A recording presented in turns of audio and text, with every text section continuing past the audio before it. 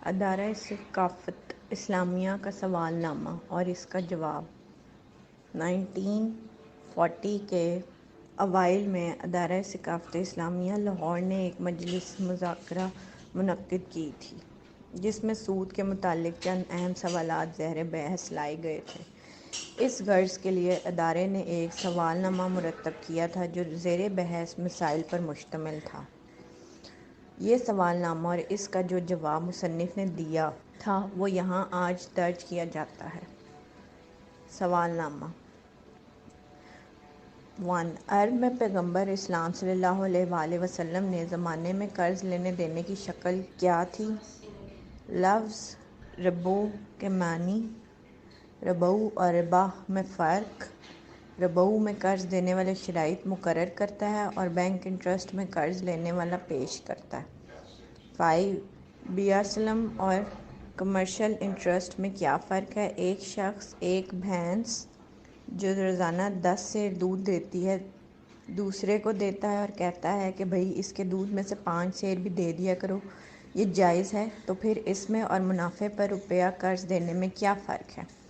6 point ہم جنس کا تبادلہ ہم جنس سے تفاضل کے ساتھ کیوں ناجائز ہے جبکہ غیر ہم جنس کے ساتھ تفاضل جائز ہے؟ 7 پوائنٹ تجارت میں طرفین کی رضامندی لازمی ہے یا نہیں؟ بعض کے نزدیک تراضی طرفین کی عدم موجودگی ہی ربو کو پیدا کرتی ہے۔ نقصان کا سوال ہی پیدا نہیں ہوتا۔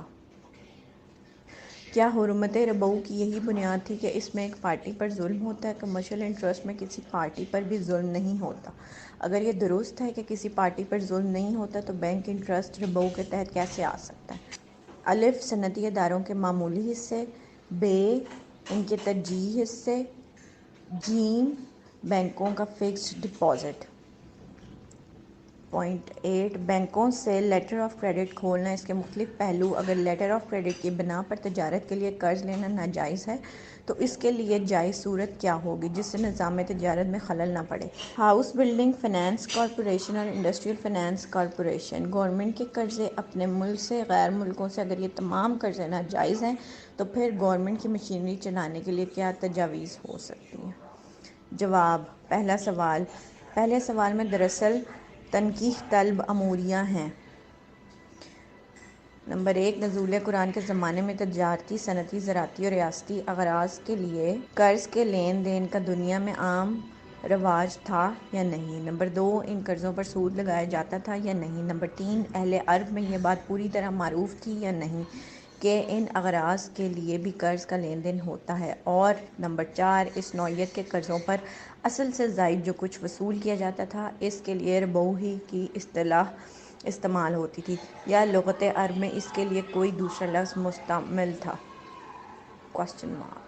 ان تنقیحات پر کلام کرنے سے پہلے ہمیں قبل اسلام کے عرب کی معاشی تاریخ اور بیرونی دنیا سے اس کے تعلقات پر ایک نگاہ ڈال لینی چاہیے تاکہ یہ غلط فہمی نہ رہے کہ عرب دنیا سے الگ تھلگ پڑا ہوا ایک ملک تھا جس کے باشندے اپنی وادیوں اور صحراؤں سے باہر کی دنیا کو کچھ نہ جانتے تھے۔ زمانہ قدیم کی تاریخ سے متعلق جو مواد آج دنیا میں موجود ہے اس سے یہ بات پوری طرح ثابت ہے کہ اس زمانے میں چین، ہندوستان اور دوسرے مشرقی ممالک کی اور اسی طرح مشرقی افریقہ کی جتنی تجارت بھی مصر، شام، ایشیائے کوچک، یونان اور روم کے ساتھ ہوتی تھی وہ سب عرب کے واسطے سے ہوتی تھی۔ اس تجارت کے 3 بڑے راستے تھے، ایک ایران سے خشکی کا راستہ جو عراق اور شام ہوتا ہوا جاتا تھا، دوسرا خلیج فارس کا بحری راستہ جس سے تمام تجارتی سامان عرب کے مشرق سواحل پر اترتا اور دومت الجندل یا تدمر پامیرا ہوتا ہوا آگے جاتا تھا، تیسرا بحر ہند کا راستہ جس سے آنے جانے والے تمام اموال تجارت حضرموت اورائن سے گزرتے تھے۔ یہ تینوں راستے وہ تھے جن پر عرب آباد تھے۔ عرب خود بھی ایک طرف سے مال خرید لے جاتے اور دوسری طرف سے اسے فروخت کرتے تھے، حمل و نقل کا کاروبار بھی کرتے تھے اور اپنے علاقے سے گزرنے والے قافلوں سے بھاری ٹیکس لے کر انہیں بحفاظت گزارنے کا ذمہ بھی لیتے۔ ان تینوں صورتوں سے ہمیشہ بین الاقوامی تجارت کے ساتھ ان کا گہرا تعلق رہا۔ 27 برس قبل مسیح سے یمن اور مصر کے تجارتی تعلقات کا صاف ثبوت ملتا ہے۔ 17 برس قبل مسیح میں بنی اسماعیل کے تجارتی قافلوں کی سرگرمیوں پر تورات شہادت دیتی ہے۔ شمالی حجاز میں مدین اور دیدان کی تجارت 1500 برس قبل مسیح اور اس کے بعد کئی صدی تک چلتی نظر آتی ہے۔ حضرت سلیمان علیہ السلام کے زمانے 1000 سال قبل مسیح سے یمن کے سبائی قبائل اور ان کے بعد حمیری قبیلے ابتدائی مسیحی صدیوں تک مسلسل تجارتی نقل و حرکت رہے ہیں۔ مسیح علیہ السلام لگ بھگ زمانے میں فلسطین کے یہودی عرب آ کر یثرب، خیبر، وادی القریٰ، موجود الاولیاء، تیماء اور تبوک میں آباد ہوئے اور ان کے دائمی تعلقات مذہبی بھی اور ثقافتی بھی شام و فلسطین اور مصر کے یہودیوں کے ساتھ برقرار رہے۔ عرب میں شامل اور مصر سے غلہ اور شراب درآمد کرنے کا کام زیادہ تر یہی یہودی کرتے تھے۔ 5ویں صدی سے قریش نے عرب کی بیرونی تجارت میں غالب حصہ لینا شروع کیا اور نبی صلی اللہ علیہ وآلہ وسلم کے عہد تک ایک طرف یمن اور حبش سے، دوسری طرف عراق سے اور تیسری طرف مصر و شام سے ان کے نہایت وسیع تجارتی تعلقات تھے۔ مشرقی عرب میں ایران کی جتنی تجارت یمن کے ساتھ تھی اس کا بہت بڑا حصہ ہیرا سے یمامہ موجودہ ریاض اور پھر بنی تمیم کے علاقے سے گزرتا ہوا نجران اور یمن جاتا تھا۔ 17 برس کے ان وسیع تجارتی روابط کی موجودگی میں یہ فرض کرنا بالکل خلاف عقل ہے کہ بیرونی دنیا کے ان ممالک میں جو مالی معاملات اور کاروباری طریقے مروج تھے ان کی عرب کے لوگوں کو خبر نہ ہو۔ ان تجارتی تعلقات کے علاوہ سیاسی اور ثقافتی اعتبار سے بھی عرب کے لوگوں کا اپنے گرد و پیش کی مہذب دنیا سے گہرا رابطہ تھا۔ 6 صدی قبل مسیح میں شمالی حجاز کے مقام تیماء کو بابل کے بادشاہ نبوخدنیضر نے اپنا گرمائی دارالسلطنت بنایا تھا۔ کیسے ممکن تھا کہ بابل میں جو معاشی قوانین اور طریقے رائج تھے ان سے حجاز کے لوگ بے خبر رہ گئے ہوں۔ 3 صدی قبل میں مسیح سے نبی صلی اللہ علیہ وآلہ وسلم کے عہد تک پہلے پیٹرا کی نبطی ریاست، پھر تدمر کی شامی ریاست اور اس کے بعد ہیرا اور غسان کی عربی ریاستیں عراق سے مصر کے حدود تک اور حجاز نجد کے حدود سے الجزیرہ اور شام کے حدود تک مسلسل قائم رہیں۔ ان ریاستوں کا ایک طرف یونان و روم سے اور دوسری طرف ایران سے نہایت گہرا سیاسی، تمدنی، تہذیبی اور معاشی تعلق رہا ہے۔ پھر نسلی رشتوں کی بنا پر اندرون عرب کے قبائل بھی ان کے ساتھ وسیع تعلقات رکھتے تھے۔ مدینہ کے انصار اور شام کے غسانی فرمان رواں ایک ہی نسل سے تھے اور ان کے درمیان باہم تعلقات قائم رہے۔ نبی صلی اللہ علیہ وسلم کے عہد میں خود آپ کے خاص شاعر حسان بن ثابت غسانی عمرہ کے ہاں آتے جاتے تھے۔ ہیرا کے امراء سے قریش والوں کا بہت میل جول تھا، حتیٰ کہ قریش کے لوگوں نے لکھنا پڑھنا بھی انہی سے سیکھا اور ہیرا ہی سے وہ رسم الخط انہیں ملا جو بعد میں خط کونی کے نام سے مشہور ہوا۔ کس طرح باور کیا جا سکتا ہے کہ ان تعلقات کے ہوتے یہ لوگ یونان اور روم اور مصر و شام اور عراق اور ایران کے مالی معاشی معاملات سے بالکل ناواقف رہ گئے ہوں؟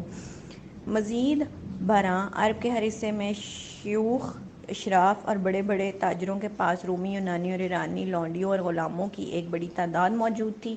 ایران اور روم کی لڑائیوں میں دونوں طرف کے جو جنگی قیدی غلام بنائے جاتے تھے ان میں سے زائد از ضرورت تعداد کو کھلے بازار میں فروخت کر دیا جاتا تھا اور عرب اس مال کی بڑی منڈیوں میں سے ایک تھا۔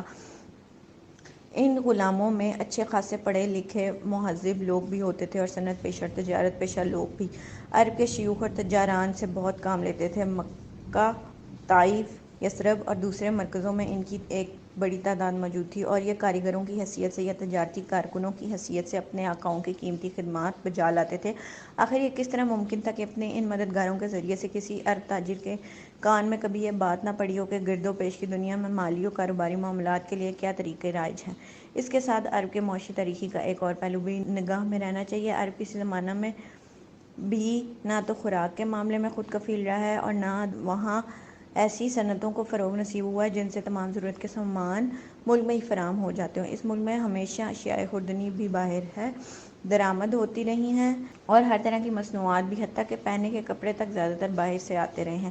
نبی صلی اللہ علیہ وسلم سے قریب کے عہد میں یہ درآمدی تجارت زیادہ تر دو گروہوں کے ہاتھ میں تھی، ایک قریش اور ثقیف، دوسرے یہود، لیکن یہ لوگ مال درآمد کر کے صرف تھوک فروشی ہی کرتے تھے۔ اندرون ملک کی چھوٹی چھوٹی بستیوں اور قبائلی ٹھکانوں میں خوردہ فروشی کرنا ان کا کام نہ ہو سکتا تھا، اور نہ قبائل اس بات کو کبھی گوارا کر سکتے کہ ساری تجارتی فائدے یہی لوگ لوٹ لے جائیں اور ان کے اپنے آدمیوں کو اس اجارہ داری میں گھسنے کا کسی طرف سے راستہ نہ ملے۔ اس لیے تھوک فروش کی حیثیت سے یہ لوگ اندرون ملک کے خوردہ فروش تاجروں کے ہاتھ لاکھوں روپے کا مال فروخت کرتے تھے، اور اس کا ایک متعدد حصہ ادھار فروخت ہوتا تھا۔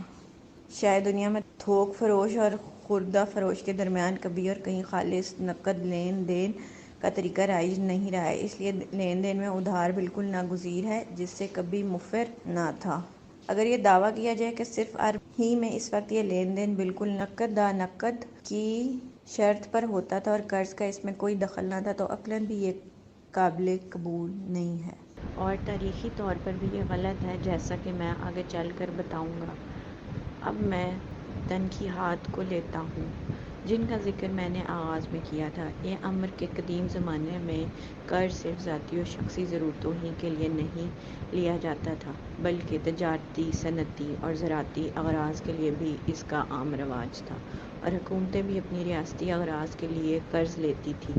تاریخ سے بالکل ثابت ہے، اور یہ دعویٰ کرنے کے لیے کوئی بنیاد نہیں ہے کہ پرانی دنیا میں قرض کا لین دین صرف شخصی حاجتوں کے لیے ہوتا تھا۔ اسی طرح یہ بھی ثابت ہے کہ قرض پر اصل سے زائد ایک طے شدہ مقدار مال لینے کا طریقہ شخصی اور کاروباری معاملات کے درمیان کسی قسم کا امتیاز کیے بغیر ہر قسم کے قرضوں کی صورت میں رائج تھا۔ انسائکلوپیڈیا برٹانیکا 1946 کے مضمون بینکس میں بیان کیا گیا ہے کہ بابل اور مصر کے مندر صرف عبادت گاہ ہی نہ تھے بلکہ بینک بھی تھے۔ بابل کے آثار قدیمہ میں جو گلی تختیاں کلے ٹیبلٹس ملی ہیں، ان سے معلوم ہوتا ہے کہ زمیندار فصل سے پہلے اپنی زرعی ضروریات کے لیے مندروں سے قرض لیتے تھے اور فصل کاٹنے کے بعد ماہ سود یہ قرض ادا کرتے تھے۔ یہ ساہوکاری نظام 2000 برس قبل مسیح میں پایا جاتا تھا۔ 6 صدی قبل مسیح کے لگ بھگ زمانے میں پرائیویٹ بینک بھی بابل کے لگیبی بینک کا وجود ملتا ہے، جو زمینداروں کو زرعی اغراض کے لیے قرض دیتا تھا۔ نیز یہ بینک لوگوں کے ڈپازٹ اپنے پاس رکھ کر ان پر سود ادا بھی کرتا تھا۔ یاد رہے کہ یہ وہی زمانہ تھا جب شمالی حجاز کا شہر تیمہ بابل کی سلطنت کا گرمائی دارالسلطنت تھا۔ دل ڈورانٹ اپنی کتاب اسٹوری آف سویلائزیشن میں بابل کے متعلق لکھتا ہے، ملک میں ازروئے قانون 20% نقد روپے کے قرضوں پر اور 33% سالانہ اجناس کی صورت میں قرضوں پر سود مقرر تھا۔ بعض طاقتور خاندان نسلاً بعد نسلاً ساہوکاری کا کام کرتے اور صنعت پیشہ لوگوں کو سود پر قرضے دیتے تھے۔ ان کے علاوہ مندروں کے پروہت فصلوں کی تیاری کے لیے زمینداروں کو قرض دیا کرتے تھے۔ اس سلسلے میں آگے چل کر یہی مصنف لکھتا ہے، ایک وبا کی طرح پھیلی ہوئی سود خواری وہ قیمت تھی جو ہماری صنعت کی طرح بابل کی صنعت بھی ایک پیچیدہ نظام قرض کے ذریعے سے یہ سراب ہونے کے بدلے میں ادا کر رہی تھی۔ بابل کا تمدن اصلاً ایک تجارتی تمدن تھا۔ یہ جتنی دستاویزیں بھی اس کے آثار سے اس زمانے میں برآمد ہوئی ہیں وہ زیادہ تر کاروباری نوعیت کی ہیں۔ فروخت، قرضے، ٹھیکے، شراکت، دلالی، مبادلے، اقرار نامے، تمسکات اور اسی طرح کے دوسرے اموار۔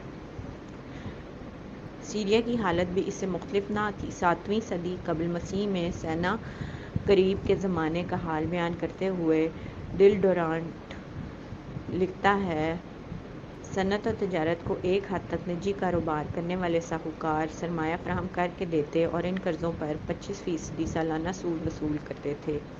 یونان کے متعلق انسائکلوپیڈیا برٹانیکا کے مضمون بینکس میں بیان کیا گیا ہے کہ 4 صدی قبل مسیح سے وہاں بینک کاری کے باقاعدہ نظام کا ثبوت ملتا ہے۔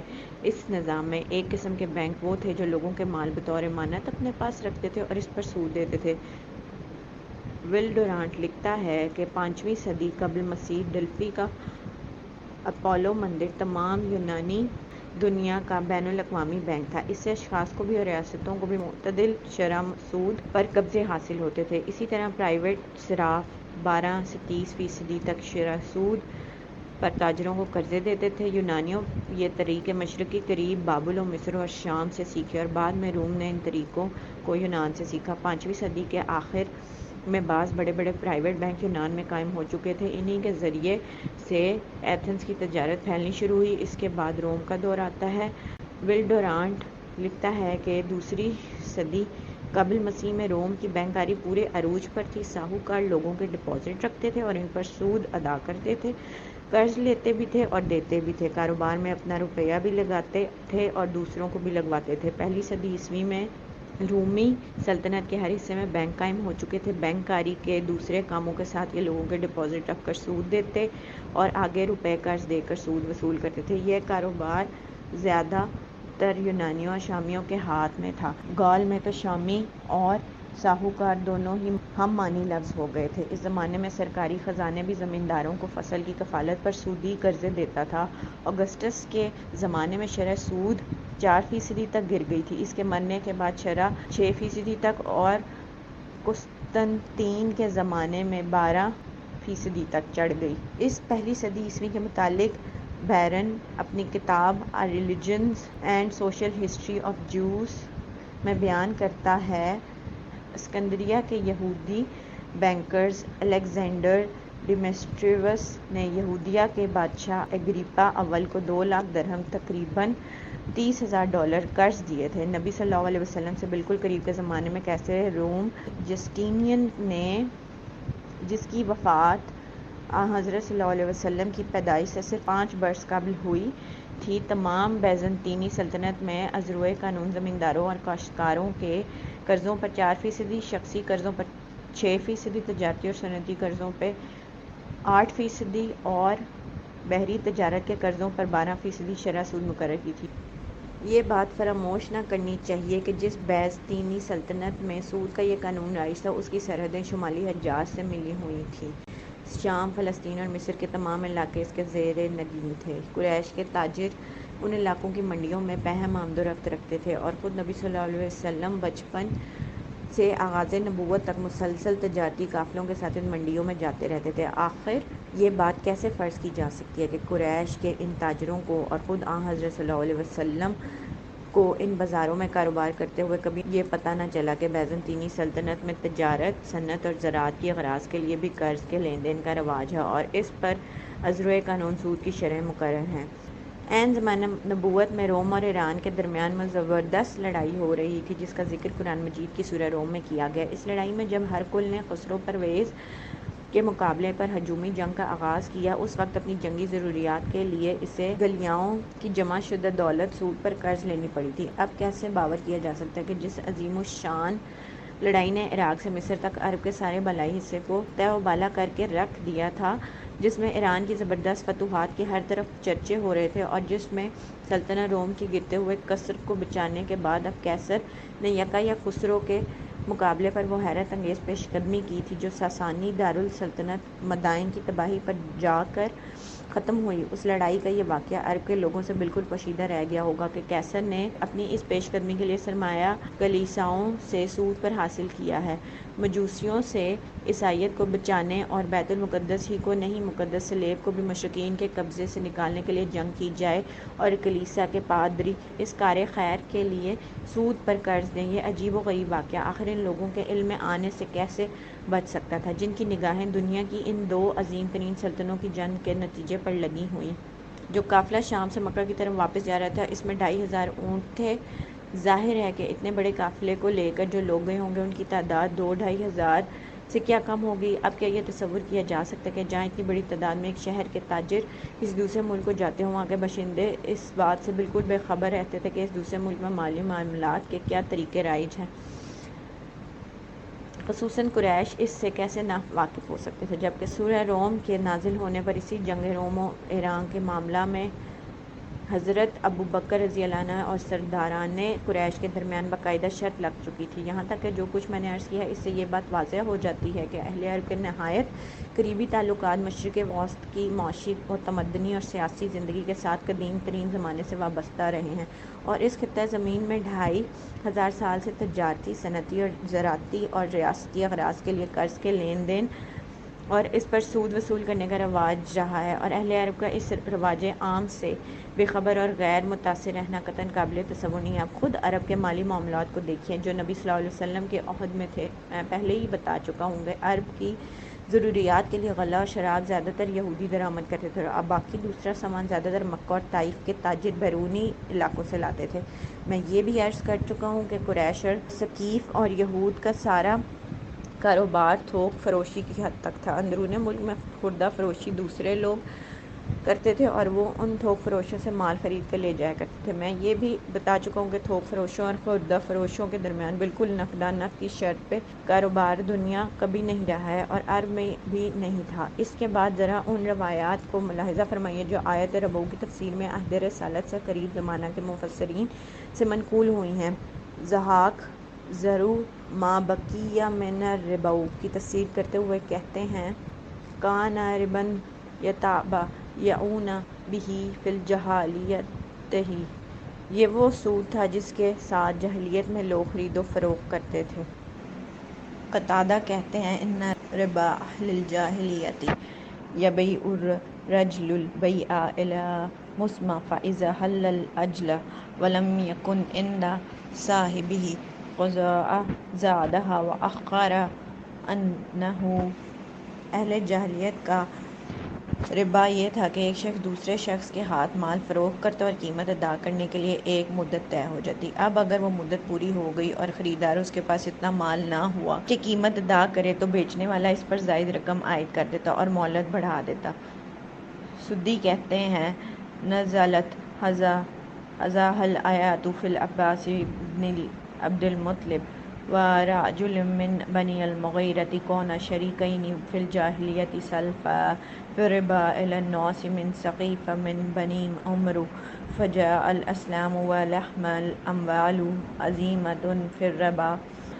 آیت عباس بن ابن مطلب اور بنی المغیرہ کے ایک شخص کے بارے میں نازل ہوئی ہے۔ یہ دونوں جاہلیت کے زمانے میں شریک تھے اور انہوں نے ثقیف کے بنی عمرو میں لوگوں کا سودی قرض پر مال دے رکھے تھے۔ جب اسلام آیا تو ان دونوں کا بڑا سرمایہ سود میں لگا ہوا تھا۔ یہ سب روایات خوردہ فروشوں کے ہاتھ ادھار پر مال فروخت کرنے اور اس پر سود لگانے کی خبر دیتی ہیں، اور یہ بھی بتاتی ہیں کہ اس تجارتی سود کے لیے بھی ربا کی اصطلاح ہی استعمال ہوتی ہے۔ کوئی دوسرا لفظ ایسا نہ تھا جو تجارتی قرضوں کے سود پر بولا جاتا ہو جو خالص شخصی حاجات کے لیے حاصل کیے جاتے تھے۔ پھر بخاری میں 7 مقامات پر اور نسائی میں ایک مقام پر صحیح سندوں کے ساتھ یہ روایت نقل ہوئی ہے کہ نبی صلی اللہ علیہ وسلم نے بیان فرمایا بنی اسرائیل میں سے ایک شخص نے دوسرے شخص سے تجارت کے لیے 1000 دینار قرض لیے اور کہا کہ میرے اور تیرے درمیان اللہ گواہ اور اللہ ہی کفیل ہے۔ پھر وہ بحری سفر پہ چلا گیا۔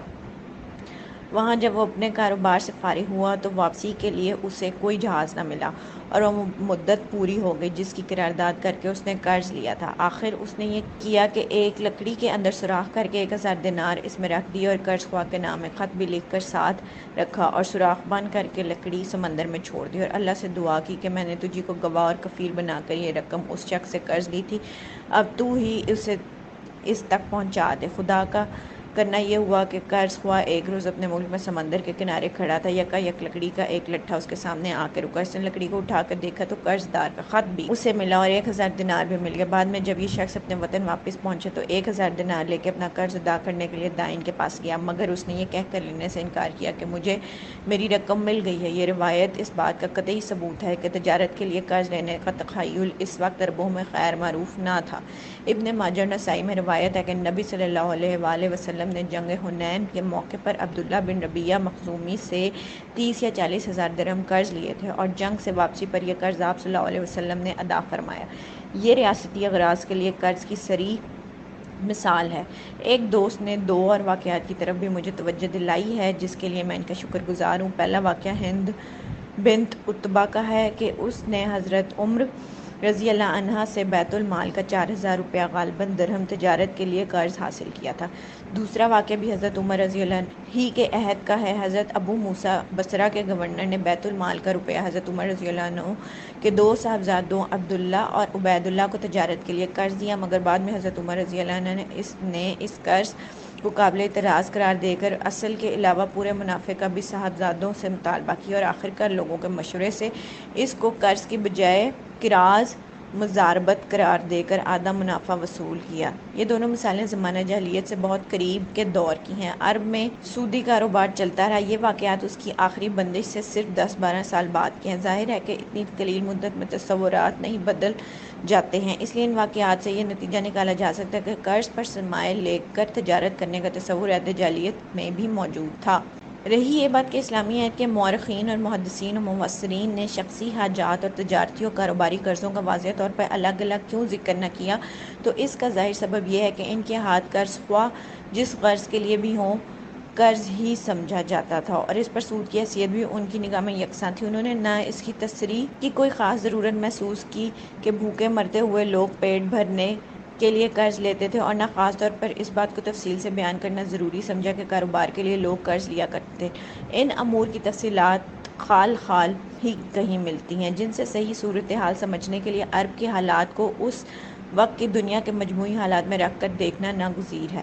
مختلف قرضوں کے درمیان ان کی اغراض کے لحاظ سے فرق و امتیاز کر کے ایک مقصد کے قرض پر سود کو جائز اور دوسرے مقصد کے قرض پر اس کو ناجائز ٹھہرانے کا تخیل غالباً 14ویں صدی عیسوی سے پہلے دنیا میں پایا جاتا تھا۔ اس وقت تک یہودیت، مسیحیت اور اسلام کے تمام اہل دین اور اسی طرح اخلاقیات کے ائمہ بھی اس بات پر متفق تھے کہ ہر قسم کے قرضوں پر سود ناجائز ہے۔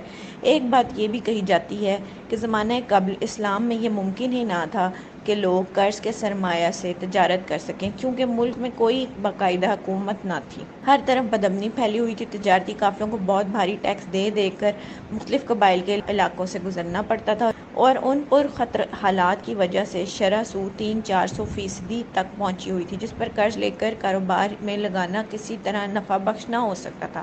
لیکن یہ قیاس رائے اصل تاریخی حالات سے کوئی مطابقت نہیں رکھتی، محض ایک مفروضہ ہے جو تاریخ سے بے نیاز ہو کر صرف اس گمان پر قائم کر لیا گیا ہے کہ عرب میں جب کوئی باقاعدہ حکومت نہ تھی اور عام بدامنی پھیلی ہوئی تھی تو ضرور اس کے نتائج یہی ہوں گے۔ حالانکہ تاریخی واقعات یہ بتاتے ہیں کہ اسلام سے قریب عہد میں ایران اور روم کی باہم لڑائیوں اور سیاسی کشمکش کی بدولت چین، انڈونیشیا، ہندوستان اور مشرقی افریقہ کے ساتھ رومی دنیا کے جتنے بھی تجارتی تعلقات تھے ان کا واسطہ مکہ کے عرب تاجر ہی تھے۔ خصوصاً یمن پر ایران کا قبضہ ہو جانے کے بعد تو رومیوں کے لیے مشرقی تجارت کے سارے راستے بند ہو چکے تھے۔ ان حالات میں مشرق کا سارا مال تجارت خلیج فارس اور بحر عرب کی عربی بندرگاہوں پر اترتا اور وہاں سے مکہ پہنچ کر رومی دنیا میں جاتا تھا، اور اسی طرح رومی دنیا کے سارے مال تجارت قریشی کے قافلے مکہ لاتے اور پھر ان بندرگاہوں تک پہنچاتے تھے جن پر مشرق کے تاجر آیا کرتے تھے۔ اولیاری لکھتا ہے کہ اس زمانے میں مکہ بینک کاری کا مرکز بن گیا تھا، جہاں دور دراز علاقوں کے لیے ادائیگیاں کی جا سکتی تھیں، اور وہ بین الاقوامی تجارت کا گھر بنا ہوا تھا۔ چمکتی ہوئی تجارت آخر کیسے چل سکتی تھی اگر حالات وہ ہوتے جو فرض کر لیے گئے ہیں۔ معاشی قوانین کی سرسری واقفیت بھی یہ سمجھنے کے لیے کافی ہے کہ جہاں بدامنی کی وجہ سے کاروبار اس قدر کثیر المصارف اور پرخطر ہو کہ تجارتی صورت کی شرح 300-400% تک پہنچ جائے، وہاں لازماً مال تجارت کی لاگت کاسٹ پرائس بھی اس حد تک بڑھ جانی چاہیے کہ بیرونی منڈیوں میں لے جا کر انہیں منافع کے ساتھ فروخت کرنا غیر ممکن ہو جائے۔ آخر اتنی چڑھی ہوئی قیمتوں پر یہ مال مصر و شام کے بازاروں میں کیسے بک جاتا تھا؟ دراصل عرب میں اس ساری بدامنی اور بدنظمی کے باوجود جس کا ذکر کیا جاتا ہے، بڑے پیمانے کی تجارت وہ قبیلے کرتے تھے جو بجائے خود طاقتور ہوتے تھے بڑے بڑے قبیلوں سے، جنہوں نے حلیفانہ معاہدات بھی کر رکھے تھے۔ سود پر لاکھوں روپے کا مال قبیلوں میں پھیلا کر بھی جنہوں نے بکثرت لوگوں کو اپنے کاروبار کی گرفت میں لے لیا تھا، اور سرداران قبائل کی ہر طرح کے سامان تعیش باہم پہنچا کر بھی جنہوں نے اپنے وسیع اثرات قائم کر لیے تھے۔ اس کے علاوہ خود قبائل کا اپنا مفاد بھی اس کا متقاضی تھا کہ ان کو وہ ناگزیر ضروریات زندگی، غلہ، کپڑا وغیرہ باہم پہنچائیں جو باہر سے درآمد ہوتی تھی۔ اسی وجہ سے ان طاقتور قبیلوں کو بڑے بڑے تجارتی قافلے لے کر، جن میں بسا اوقات 2,500 اونٹ ہوتے تھے، عرب کے راستوں سے گزرنے کے لیے اس قدر بھاری ٹیکس نہیں دینے پڑتے تھے، اور نہ خطرات سے محفوظ رہنے کے لیے اس قدر خطیر مصارف اٹھانے پڑتے تھے کہ اموال تجارت کی قیمتیں ناقابل فروخت حد تک چڑھ جائیں۔ بیرونی تجارت کے علاوہ خود عرب کے مختلف حصوں میں سال کے سال تقریباً 20 مرکزی مقامات پر باقاعدہ ہاٹ سوک لگتے تھے، جن کا ذکر ہمیں تاریخوں میں ملتا ہے۔ ان ہاٹوں میں عرب کے ہر حصے سے قافلے آ کر خرید و فروخت کرتے اور ان میں سے بعض میں روم و ایران اور چین و ہندوستان تک کے تاجر آیا کرتے تھے۔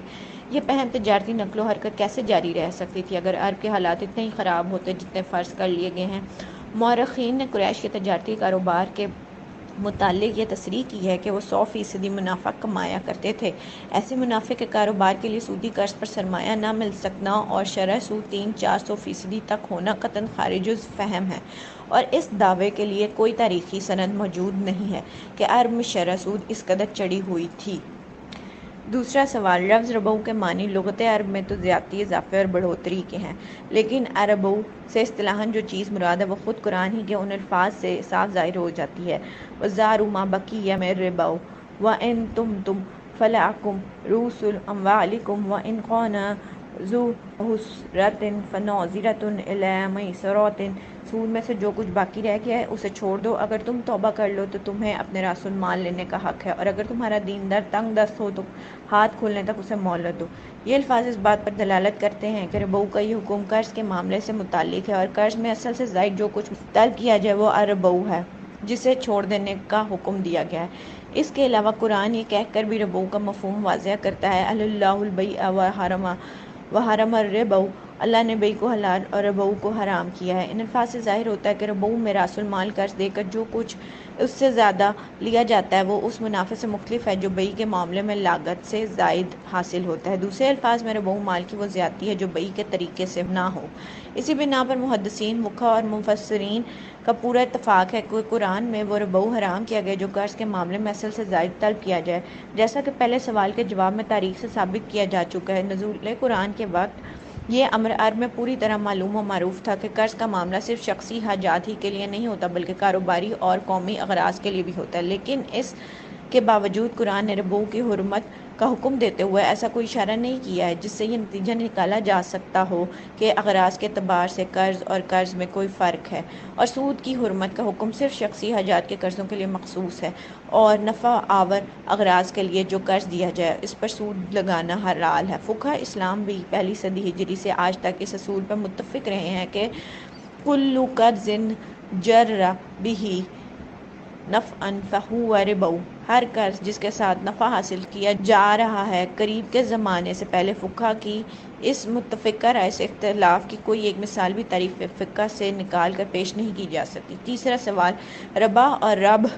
میں فرق کیا ہے؟ کہ ربا قرض پر مال دے کر اصل سے زائد وصول کرنے کا نام ہے، اور اس کے برعکس ربح سے مراد بیع میں لاگت سے زائد قیمت فروخت حاصل کرنا ہے۔ اس کے مقابلے میں خسارے کا لفظ بولا جاتا ہے جبکہ لاگت سے کم پر کسی شخص کا مال فروخت ہو۔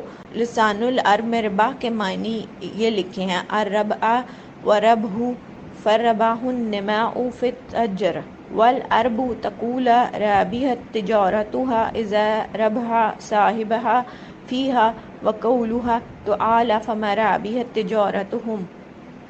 تجارت میں افزونی کو ربا اور ربح کہتے ہیں۔ عرب کہتے ہیں ربحت تجارتہا، جبکہ تجارت کرنے والا نفع کمائے، اور اللہ فرماتا ہے فما ربحت تجارتہم۔ مفردات تمام راغب میں ہے، الربح الزیادۃ الحاصلۃ فی المبایعہ، ربا وہ زیادتی ہے جو خرید و فروخت کے معاملے میں حاصل ہو۔ قرآن مجید خود بھی ربو اور تجارتی منافع کا فرق بیان کرتا ہے۔ کفار عرب حرمت سود کے خلاف جو اعتراض پیش کرتے تھے وہ یہ تھا، انما البیع مثل الربا، یعنی بیع میں اصل لاگت سے زائد جو قیمت فروخت وصول کی جاتی ہے وہ بھی تو آخر اسی طرح ہے جس طرح قرض کے معاملے میں اصل راس المال سے زائد ایک رقم لی جاتی ہے۔ قرآن نے اس کے جواب میں صاف کہا کہ احل اللہ البیع وحرم الربا، اللہ نے بیع کو حلال کیا اور ربا کو حرام کیا، یعنی دولت میں اضافہ بصورت بیع اور چیز ہے، اور بصورت قرض اور چیز ایک کو خدا نے حلال کیا اور دوسرے کو حرام۔ کوئی شخص منافع چاہتا ہو تو اس کے لیے یہ دروازہ کھلا ہے کہ خود بیع کا کاروبار کرے یا کسی دوسرے کے ساتھ اس میں شریک ہو جائے، لیکن قرض دے کر منافع طلب کرنے کا دروازہ بند ہے۔ چوتھا سوال، ربا کی تعریف یہ ہے کہ قرض کے معاملے میں اصل سے زائد جو کچھ بطور شرط معاملہ وصول کیا جائے وہ ربا ہے۔ اس تعریف میں اس سوال کا قطعاً کوئی دخل نہیں ہے کہ یہ ربا قرض دینے والے نے طلب کیا یا قرض لینے والے نے از خود پیش کیا۔ یہ سوال ربا کی قانونی تعریف میں غیر مؤثر ہے، اور قرآن سے یا کسی صحیح حدیث سے اس امر کا کوئی اشارہ تک نہیں نکلتا۔ اگر سود لینے والے کی طرف سے پیش کیا جائے تو اس سے اس کے سود ہونے اور حرام ہونے میں کوئی فرق واقع ہوگا۔ علاوہ بریں کوئی صاحب عقل دنیا میں ایسا موجود نہیں ہے، نہ کبھی پایا گیا ہے، جسے اگر سود کے بغیر قرض مل سکتا ہو تب بھی وہ سود ادا کرنے کی شرط اپنے طور پر پیش کرے۔ قرض لینے والے کی طرف سے یہ شرط تو اسی صورت میں پیش ہو سکتی ہے جبکہ کہیں سے اس کا بلا سود قرض ملنے کی امید نہ ہو، اس لیے سود کی تاریخ میں اس کو غیر مؤثر ہونا ہی چاہیے۔ مزید برآں بینکوں کی طرف سے قدیم زمانے میں بھی اور آج بھی امانت رکھے ہوئے روپے پر سود اس لیے پیش کیا جاتا تھا اور کیا جاتا ہے کہ اس لالچ سے لوگ اپنی جمع شدہ دولت ان کے حوالے کر دیں اور پھر وہ کم شرح سود پر لی ہوئی دولت کو آگے زیادہ شرح سود پر قرض دے کر اس سے فائدہ اٹھائیں۔ اس طرح کی پیشکش اگر سود دینے والے کی طرف سے ہوتی ہے تو حرمت سود کے مسئلے میں اس کے قابل لحاظ ہونے کی آخر کیا معقول وجہ ہے؟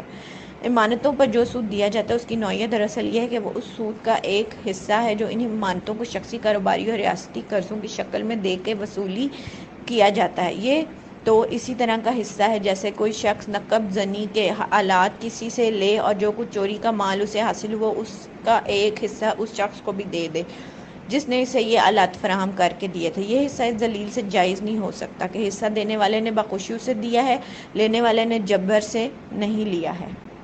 پانچواں سوال، بیع سلم دراصل پیشگی سود سے کی ایک صورت ہے، یعنی ایک شخص دوسرے شخص سے آج ایک چیز خرید کر اس کی قیمت ادا کر دیتا ہے اور ایک وقت مقرر کر دیتا ہے کہ بھائی وہ چیز اس وقت خاص پر اسے دے گا۔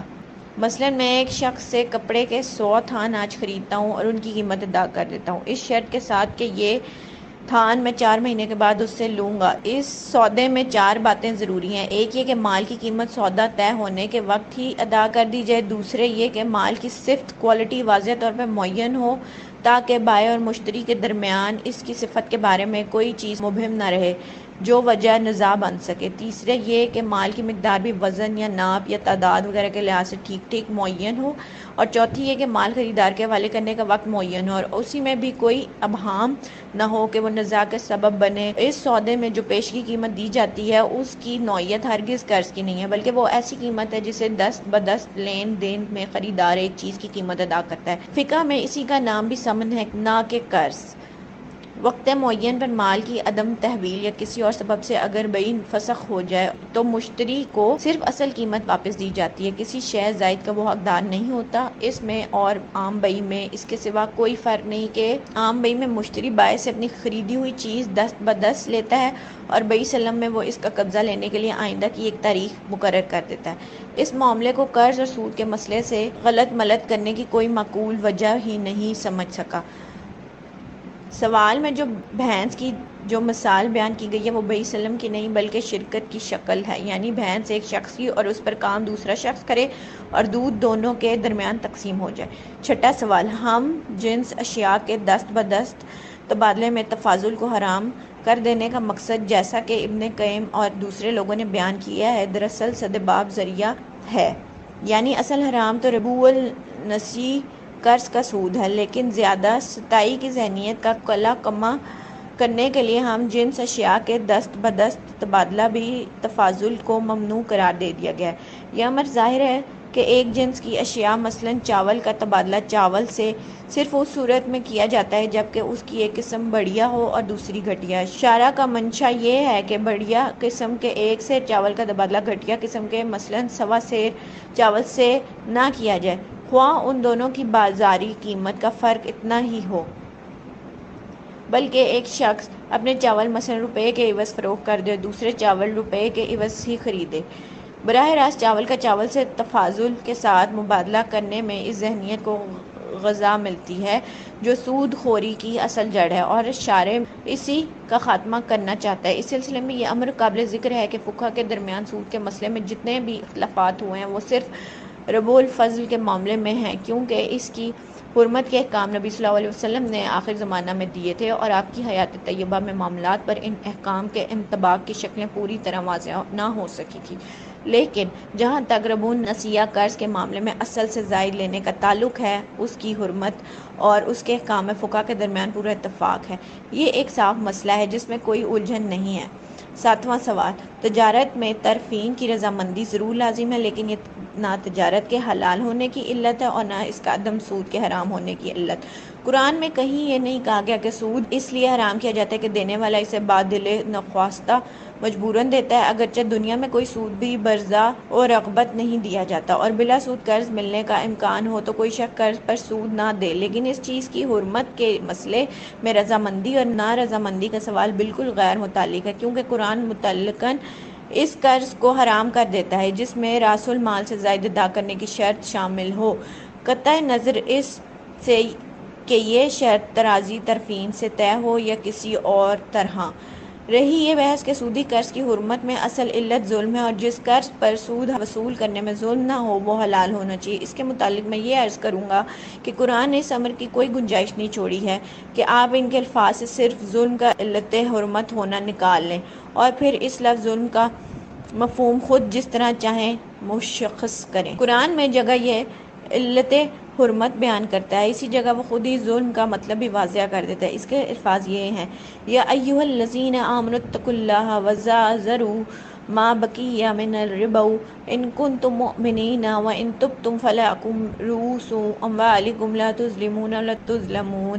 اے لوگو جو ایمان لائے اللہ سے ڈرو اور چھوڑ دو وہ سود جو لوگوں کے ذمہ باقی رہ گیا، اگر تم مومن ہو، اگر توبہ کر لو تو تمہیں اپنے راس المال لینے کا حق ہے، نہ تم ظلم کرو اور نہ تم پر ظلم کیا جائے۔ یہاں دو ظالموں کا ذکر کیا گیا، ایک وہ جو دائن مدیون پر کرتا ہے، دوسرا وہ جو مدیون دائن پر کرتا ہے۔ مدیون کا دائن پر ظلم، جیسا کہ آیت کے سیاق و سباق سے ظاہر ہوتا ہے، یہ ہے کہ اس کا دیا ہوا اصل راس المال بھی مدیون واپس نہ کرے۔ بالکل اسی طرح مدیون پر دائن کا ظلم جو اس آیت کے سیاق و سباق سے بین طور پر ظاہر ہو رہا ہے، یہ ہے کہ وہ اصل راس المال سے زائد اس سے طلب کرے۔ اس طرح قرآن یہاں اس ظلم کے معنی خود متعین کر دیتا ہے جو قرض کے معاملے میں دائن و مدیون ایک دوسرے پر کرتے ہیں۔ اس معنی کے لحاظ سے انصاف یہ ہے کہ دائن مدیون سے صرف راس المال واپس لے اور ظلم یہ ہے کہ وہ راس المال سے زیادہ وصول کرے۔ قرآن کا سیاق و سباق اپنے مفہوم میں اس قدر واضح ہے کہ ابن عباس اور ابن زید سے لے کر پچھلی صدی کے شوکانی اور آلوسی تک تمام مفسرین نے اس کا یہی مطلب لیا ہے۔ اس پوری مدت میں کوئی ایک مفسر بھی ایسا نہیں پایا جاتا جس نے قرآن سے صرف ظلم کا لفظ حرمت ربو کی علت کے طور پر نکال لیا ہو اور پھر ظلم کے معنی باہر کہیں سے لینے کی کوشش کی ہو۔ یہ بات اصولاً بالکل غلط ہے کہ عبارت کے اپنے سیاق و سباق سے اس کے کسی لفظ کا جو مفہوم ظاہر ہوتا ہو اسے نظر انداز کر کے ہم اپنی طرف سے کوئی معنی اس کے اندر داخل کر دیں۔ اس سوال کے سلسلے میں یہ دعویٰ کیا گیا کہ کمرشل انٹرسٹ میں کسی پارٹی پر بھی ظلم نہیں ہوتا، یہ بھی ہمیں تسلیم نہیں ہے۔ کیا یہ ظلم کچھ کم ہے کہ ایک شخص قرض پر سرمایہ یہ دے کر تو ایک خاص منافع کی ضمانت حاصل کر لے، مگر جو لوگ کاروبار کو پروان چڑھانے کے لیے وقت، محنت اور ذہانت صرف کریں ان کے لیے سرے سے کسی منافع کی کوئی ضمانت نہ ہو، بلکہ نقصان ہونے کی صورت میں بھی وہ دائن کو اصل محسود دینے کے ذمہ دار ہیں، تمام خطرہ، رسک، محنت اور کام کرنے والے فریق کے حصے میں اور خالص منافع روپیہ دینے والے فریق کے حصے میں۔ یہ آخر انصاف کیسے ہو سکتا ہے؟ اس لیے سود بہرحال ظلم ہے، خواہ وہ شخصی حاجات کے قرضوں میں ہو یا کاروباری اغراض کے قرضوں میں۔ انصاف چاہتا ہے کہ اگر آپ قرض دیتے ہیں تو صرف اپنا راس المال واپس ملنے کی ضمانت حاصل ہو، اور اگر آپ کا کاروبار میں روپیہ لگانا چاہتے ہیں تو بس شریک کی حیثیت سے روپیہ لگائیں۔ 8واں سوال، اس سوال کا تفصیلی جواب میں اپنی کتاب سود میں دے چکا ہوں، یہاں مختصر جواب عرض کرتا ہوں۔ صنعتی اداروں کے معمولی حصے بالکل جائز ہیں بشرطے ان کا کاروبار بجائے خود حرام نوعیت کا نہ ہو۔ نمبر 2، ترجیحی حصص جن میں ایک خاص منافع کی ضمانت ہو سود کی تعریف میں آتے ہیں اور ناجائز ہیں۔ نمبر 3، بینکوں کے فکس ڈپازٹ کے متعلق 2 صورتیں اختیار کی جا سکتی ہیں۔ جو لوگ صرف اپنے روپے کی حفاظت چاہتے ہیں، وہ اپنا روپیہ کسی کاروبار میں لگانے کی خواہش مند نہ ہوں، ان کے روپے کو بینک امانت رکھنے کی بجائے قرض لیں، اس کاروبار میں لگا کر منافع حاصل کریں اور ان کا راس المال مدت مقررہ پر ادا کرنے کی ضمانت دیں، اور جو لوگ اپنے روپے کو بینک کی معرفت کاروبار میں لگوانا چاہیں، ان کا روپیہ امانت رکھنے کی بجائے بینک ان سے ایک عام شراکت نامہ طے کرے۔ ایسے تمام اموال کو مختلف قسم کے تجارتی، صنعتی، زراعتی یا دوسرے کاموں میں جو بینک کے دائرے عمل میں آتے ہوں لگائے، اور مجموعی کاروبار سے جو منافع حاصل ہو اسے ایک طے شدہ نسبت کے ساتھ ان لوگوں میں اسی طرح تقسیم کر دے جس طرح خود بینک کے حصے داروں میں منافع تقسیم ہوتا ہے۔ نمبر 4، بینکوں سے لیٹر آف کریڈٹ کھولنے کی مختلف صورتیں ہیں جن کو شرعی پوزیشن جدا گانا ہے۔ جہاں بینک کو محض ایک اعتماد نامہ دینا ہو کہ یہ شخصی بھروسے کے قابل ہے، وہاں بینک جائز طور پر صرف اپنے دفتری اخراجات کی فیس لے سکتا ہے، اور جہاں بینک دوسرے فریق کو رقم ادا کرنے کی ذمہ داری لے وہاں اسے سود نہیں لگانا چاہیے۔ اس کی بجائے مختلف جائز طریقے اختیار کیے جا سکتے ہیں، مثلا بینکوں کے کرنٹ اکاؤنٹ میں کاروباری لوگوں کی جو رقمیں رہتی ہیں ان پر کوئی سود نہ دیا جائے بلکہ حساب کتاب رکھنے کی اجرت لی جائے، اور ان رقموں کو قلیل المیعاد قرضوں کی صورت میں کاروباری لوگوں کو بلا سود دیا جائے۔ ایسے قرض داروں سے بینک اس رقم کا سود تو نہ لیں، البتہ وہ اپنے دفتری اخراجات کی فیس ان سے لے سکتے ہیں۔ نمبر 6، حکومت خود یا اپنے زیر اثر جتنے ادارے بھی قائم کرے ان سے سود کے عنصر کو خارج ہونا چاہیے۔ ان کے بجائے دوسرے طریقے تھوڑی توجہ اور قوت اجتہاد سے کام لے کر نکالے جا سکتے ہیں جو جائز بھی ہوں اور نفع بخش بھی۔ اس طرح کے تمام اداروں کے بارے میں کوئی ایک جامع گفتگو چند الفاظ میں یہاں نہیں کی جا سکتی۔ ضرورت اس بات کی ہے کہ پہلے حرام چیز کو حرام مان لیا جائے، پھر اس سے بچنے کا ارادہ ہو۔ اس کے بعد ہر کارپوریشن کے لیے ایک ایسی کمیٹی بنائی جائے جو اس کارپوریشن کے تمام کاموں کو نگاہ میں رکھ کر یہ دیکھے کہ اس کے مختلف کام کہاں کہاں حرام طریقوں سے ملوث ہوتے ہیں اور ان کا بدل کیا ہے جو اسلامی احکام کی روح سے جائز بھی ہو اور قابل عمل اور نفع بخش بھی۔ اور اولین چیز ہماری اس ذہنیت کی تبدیلی ہے کہ اہل مغرب کے جن پٹے ہوئے راستوں پر چلنے کے ہم پہلے سے عادی چلے آ رہے ہیں انہی پر ہم آنکھیں بند کر کے چلنا رہنا چاہتے ہیں، اور سارا زور اس بات پر صرف کر ڈالتے ہیں کہ کسی طرح انہی راستوں کو ہمارے لیے جائز کر دیا جائے۔ ہماری سہولت پسندی ہمیں اس بات کی اجازت نہیں دیتی کہ ہم کچھ دماغ سوزی اور کچھ محنت کر کے کوئی نیا راستہ نکالیں۔ تقلید جامد کی بیماری بدقسمتی سے ساری قوم کو لگ گئی ہے۔ یہ جبہ پوش اس سے شفا پاتے ہیں نہ سود پوش۔ نیکسٹ پوائنٹ، گورنمنٹ کے قرضے جہاں تک اپنے ملک سے حاصل کیے جائیں ان پر سود نہ دیا جائے۔ اس کی بجائے حکومت اپنے ایسے منصوبوں کو جن میں قرض کا روپیہ لگایا جاتا ہے کاروباری اصول پر منظم کرے اور ان سے جو نفع حاصل ہو اس میں سے ایک طے شدہ تناسب کے ساتھ ان لوگوں کو حصہ دیتی رہے جن کا روپیہ وہ استعمال کرتی ہے۔ پھر جب وہ مدت ختم ہو جائے جس کے لیے ان سے روپیہ مانگا گیا تھا اور ان لوگوں کو راس المال واپس کر دیا جائے تو آپ منافع میں ان کی حصہ داری بھی ختم ہو جائے گی۔ اس صورت میں در حقیقت کوئی بہت بڑا تغیر کرنا نہیں ہوگا۔ متعین شرح سود پر جو قرض لیے جاتے ہیں ان کو تبدیل کر کے بس متناسب منافع پر حصہ داری کی صورت دینی ہوگی۔ غیر ملکوں سے جو قرض لیے جاتے ہیں ان کا مسئلہ اچھا خاصا پیچیدہ ہے۔ جب تک پوری تفصیل کے ساتھ ایسے تمام قرضوں کا جائزہ نہ لیا جائے یہ نہیں کہا جا سکتا کہ ان کی نوعیتیں کیا کیا ہیں اور ان کے معاملے میں حرمت سے بچنے کے لیے کس حد تک کیا کچھ کیا جا سکتا ہے۔ البتہ اصولی طور پر جو بات میں کہہ سکتا ہوں وہ یہ ہے کہ ہمیں پہلے اپنی تمام توجہ اندرون ملک سے سود کو ختم کرنے پر ختم کرنی چاہیے، اور بیرون ملک میں جہاں سودی لین دین سے بچاؤ کی کوئی صورت نہ ہو وہاں اس وقت تک اس آفت کو برداشت کرنا چاہیے جب تک اس سے بچنے کی صورتیں نہ نکل آئیں۔ ہم اپنے اختیارات کی حد تک خدا کے سامنے جواب دہ ہیں۔ اس حد تک اگر ہم گناہ سے بچیں تو مجبوری کے معاملے میں ہم معافی کی امید رکھ سکتے ہیں۔